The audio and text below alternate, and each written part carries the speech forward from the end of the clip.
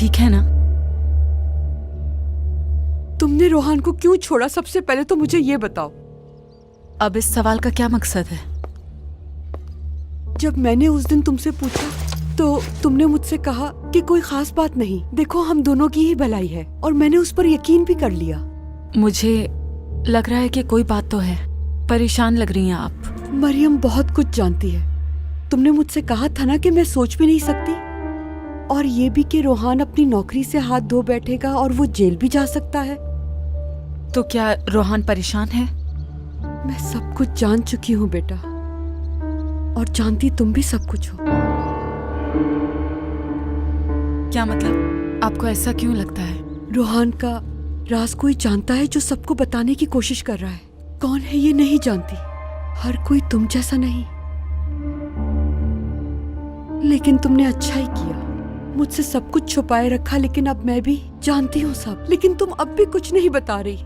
मैं किससे अपना दिल हल्का करूं? कोई भी नहीं मेरा। किस पे एतबार करूं? मैं किससे बात करूं? मैं तो तुम्हें अपनी बेटी की तरह समझती हूँ महविश। सिर्फ तुम पर यकीन है। मरियम से तुमने ही मुझे दूर रहने का कहा ना। तुमने मुझे जैसा करने को कहा मैंने बिल्कुल वैसा ही किया। मैं ये बहुत अच्छी तरह जानती हूँ कि तुम रोहान को बचा रही थी। तुम एक बहुत अच्छी लड़की हो महविश। या अल्लाह, मेरा बच्चा बहुत बड़ी मुसीबत में है, उसकी हिफाजत करना मेरे मालिक।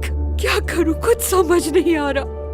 जब आप सब जान ही गई हैं तो ये भी जान लें, ऐसा नहीं हो सकता। आप ऐसा मत कहो। मैं जानती हूँ तुम मुझसे बहुत प्यार करती हो और तुम उसे बचा लो कि मैं ये भी जानती हूँ।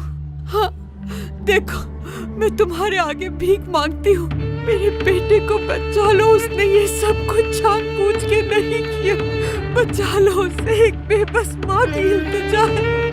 खुदा के लिए मैं नहीं रह पाऊंगी उसके बगैर। मैं मर जाऊंगी महविश, मैं मर जाऊंगी। मेरा एक ही बेटा है महविश, तुम बचा सकती हो उसको। मुझे पता है तुम मेरी मदद करोगी महविश। तुम एक माँ को ऐसे नहीं धुतकारोगी महविश। तुम मेरी बेटे की मदद करो।